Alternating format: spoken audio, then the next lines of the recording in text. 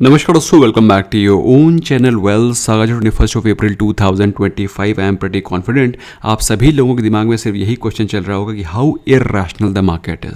Market ऊपर कैसे जा सकती है जब इकोनॉमी की कंडीशन सही नहीं है। निफ्टी बैंक कैसे ऊपर जा सकता है। निफ्टी बैंक ने आज के दिन लाइफ टाइम हाइस के ऊपर क्लोजिंग दी। इनफैक्ट लाइफ टाइम हाइस के लेवल से एक गैप अप ओपनिंग हुई और मार्केट वहाँ से ऊपर ही चलती गई।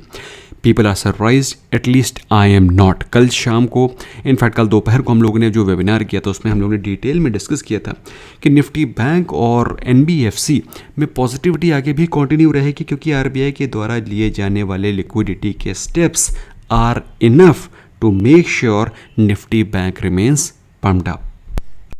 अब मत कहना कि ये वेबिनार आपने मिस कर दिया और आपने ज्वाइन नहीं किया। अगर आपने ज्वाइन नहीं किया है तो वेल्थ सागा कोर्सेज ऐप को आप डाउनलोड कर सकते हैं और वहाँ पर आप उसको मेक यूज़ ऑफ इट कर सकते हैं। और हम लोगों ने कल के दिन दोस्तों डी डॉलराइजेशन के प्रोसेस को भी बहुत ही डिटेल में डिस्कस किया है कि डी डॉलराइजेशन का जो प्रोसेस चल रहा है, डी डॉलराइजेशन के प्रोसेस के चलते इंडियन रुपी में स्ट्रेंथ आएगी, गोल्ड में स्ट्रेंथ आएगी, और जो इंडिया के एसेट्स है विच इंक्लूड्स लैंड, उसके प्राइसेस में भी आपको इजाफा होता हुआ दिखाई पड़ेगा।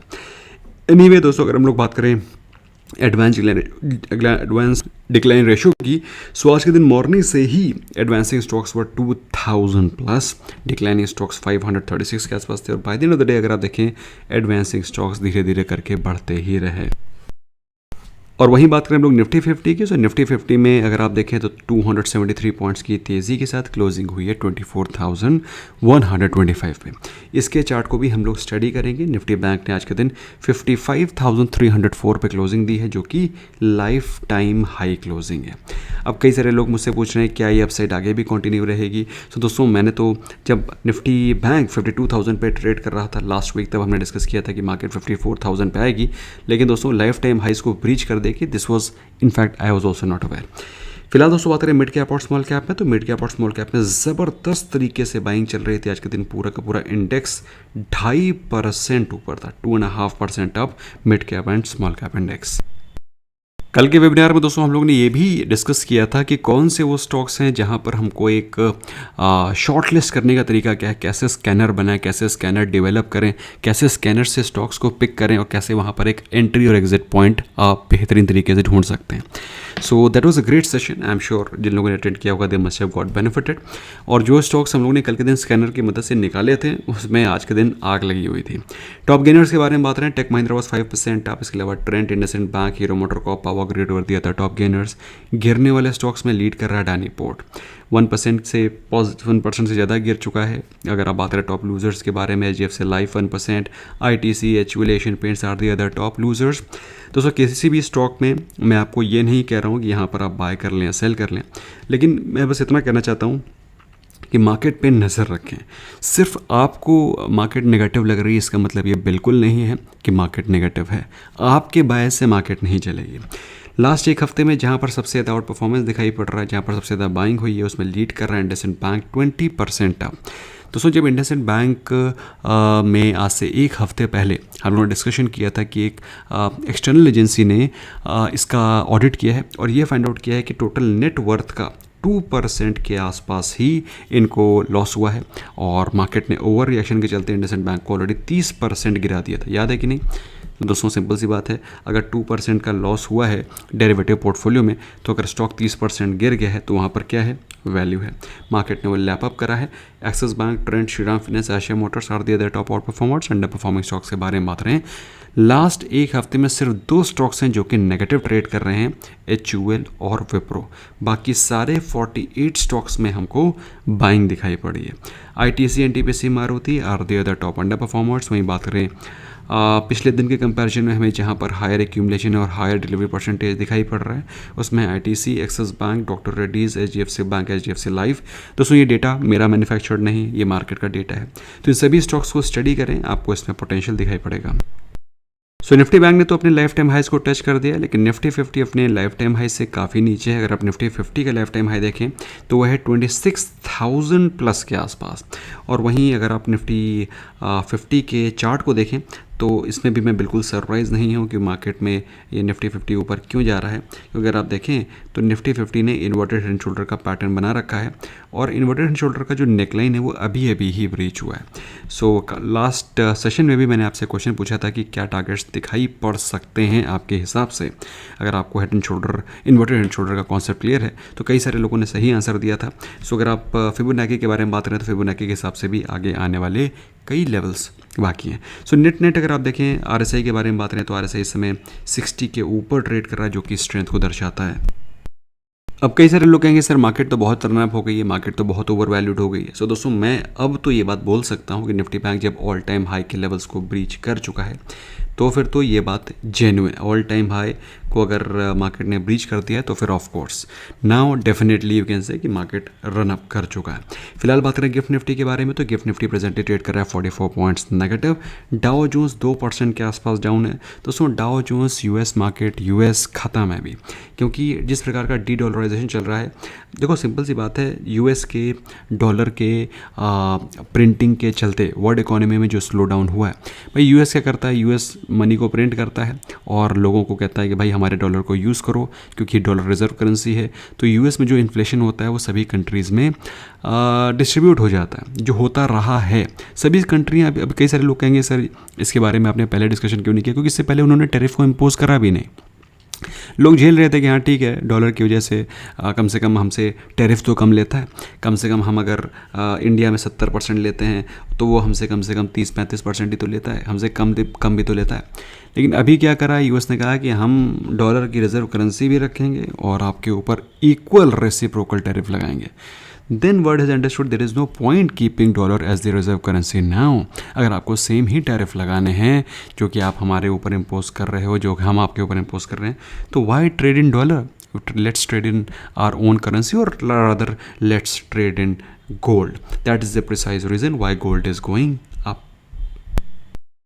इस टॉपिक को हम लोगों ने बहुत ही डिटेल में कल डिस्कस किया था। फिलहाल बात करें गोल्ड के फ्यूचर्स के बारे में तो गोल्ड 97,000 के ऊपर इस समय ट्रेड कर रहा है और दोस्तों ये इंटरनेशनल रेट हैं MCX के। अगर आप दुकानों में लेने जाएंगे तो गोल्ड ऑलरेडी 1 लाख को क्रॉस कर चुका है। 1 लाख रुपीज़ का सिर्फ 10 ग्राम गोल्ड, 1 ग्राम 10,000 रुपये का। दोस्तों हम लोग ऑप्शन के अगर डेटा को देखें तो हमें क्या दिखाई पड़ रहा है, 24 अप्रैल का अगर आप निफ्टी 50 का डेटा देखें तो बिल्कुल एट द मनी के आसपास आपको कॉल या पुट रेटिंग दिखाई नहीं पड़ रहा है। अगर आप देखें तो इसका मतलब क्या है, अगर आप देखें सबसे ज़्यादा कॉल रेटिंग कहाँ पर दिखाई पड़ रही है। दोस्तों ये ऑप्शन चेन का जो डेटा है ये आपको काफ़ी कुछ बताता है। सबसे ज़्यादा जो कॉल रेटिंग दिखाई पड़ रही है वो 25,000 के लेवल पर है और उसके बाद 25,500, जो कि मेरे हिसाब से एक हेजिंग की पोजीशन क्रिएट करी होगी कई सारे लोगों ने। अदरवाइज देखिए एट द मनी के आसपास बिल्कुल भी आपको पोजीशंस क्रिएट होती हुई दिखाई नहीं पड़ रही हैं, जो कि बताता है मार्केट डायरेक्शनल रहेगी। मैंने ऐसे डायरेक्शनल तो मार्केट ऊपर भी जा सकती है और नीचे भी सकती है, इसलिए मार्केट में कोई पोजीशन क्रिएट नहीं कर रहा है ऑपरेटर, क्योंकि जिस प्रकार की मार्केट में तेज़ी है, people are afraid market can go to any direction, any violent move can happen in the market and that is the reason why at the money के आसपास आपको कोई भी पोजीशन दिखाई नहीं पड़ रही है और मार्केट डायरेक्शनल तरीके से भाग रही है। पुट कॉल रेशियो ट्रेड कर रहा है 1.1 के आसपास और फ्यूचर का जो प्राइस है वो अभी भी पॉजिटिव ट्रेड कर रहा है as compare to spot price, जो कि पॉजिटिविटी को दर्शाता है। दोस्तों बात कर लेते हैं कुछ स्टॉक स्पेसिफिक न्यूज़ की। सबसे पहले तो दोस्तों आज के दिन ट्राई डेटा आया है, टेलीकॉम का डेटा है, जिसमें कि रिलायंस जियो ने 6.9 लाख यूज़र्स को ऐड किया है। ये ऑफ कोर्स पिछले महीने का होता है, अप्रैल चल रहा है तो ये डेटा है जनवरी का, ओके 2 मंथ्स बैक। सो दोस्तों रिलायंस जियो ने 6.9 लाख यूज़र्स को ऐड किया है। भारतीय एयरटेल ने 16.5 लाख यूज़र्स को ऐड किया है। लूज़ कौन करता है, वोडाफोन आइडिया 13.4 लाख यूज़र्स को उन्होंने लूज़ किया है। इसके अलावा BSNL ने भी 15.2 करोड़ यूज़र्स को लूज़ किया है। एक मैसिव लॉस हमको दिखाई पड़ा है। रिलायंस के बारे में बात करें तो रिलायंस जैसा कि आप देख पा रहे हैं 220 एक्सपोनेंशियल मूविंग एवरेज के ऊपर है और 200 एग्जैक्टली अगर आप देखें तो 200 एक्सपोनेंशियल मूविंग एवरेज के स्ट्रॉन्ग लेवल पर खड़ा हुआ है। वहीं अगर हम लोग बात करें भारतीय एयरटेल, जिसने कि अच्छा खासा एयरटेल ऐड किया है, तो वो तो भैया लाइफ टाइम हाइस के आसपास चल रहा है। इनफैक्ट लाइफ टाइम हाइस पे थोड़ा सा रेजिस्टेंस भी फेस कर रहा है। तो this is what you should be aware. इसके अलावा कुछ और भी कंपनीज हैं जिसके बारे में हम लोगों ने डिस्कस किया था मॉर्निंग में, फ्यूजन फाइनेंस, जिसमें कि बैंक ऑफ अमेरिका सिक्योरिटीज़ ने अपनी पोजीशन को क्रिएट किया है। अगर आप मॉर्निंग अपडेट और इवनिंग रैप ही देख लेते हैं तो भी आपके लिए पूरी की पूरी मार्केट की जो न्यूज़ है वो कवर हो जाती है। फ्यूजन फाइनेंस के बारे में बात करें, स्टॉक आज के दिन हैवी वॉल्यूम्स के साथ 6-7% के आसपास पॉजिटिव था। प्रेजेंटली स्टॉक ट्रेड कर रहा है 165 के आसपास। इसके अलावा दोस्तों रिजल्ट्स आए हैं आज अनंत राज के, जिसमें कि प्रॉफिट पिछले साल के कंपैरिजन में 52%, जस्ट वन सेकेंड गाइस, पिछले साल के just one second guys 52% up है profit as compare to last year, और पिछले क्वार्टर के कंपैरिजन में 8% अप है।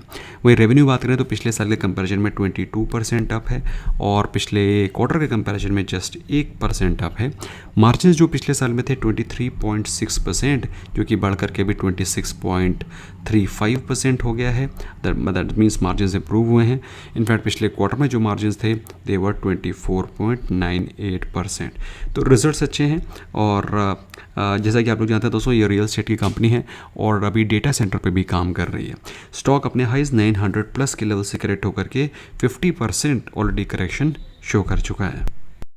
बड़े ही इंटरेस्टिंग अपडेट है दोस्तों, जिसमें कि GQG पार्टनर्स का नाम सुना है आपने, जो कि अडानी ग्रुप के स्टॉक्स में अच्छा खासा पोजीशन क्रिएट करते हैं, अपनी होल्डिंग्स को बना करके रखते हैं।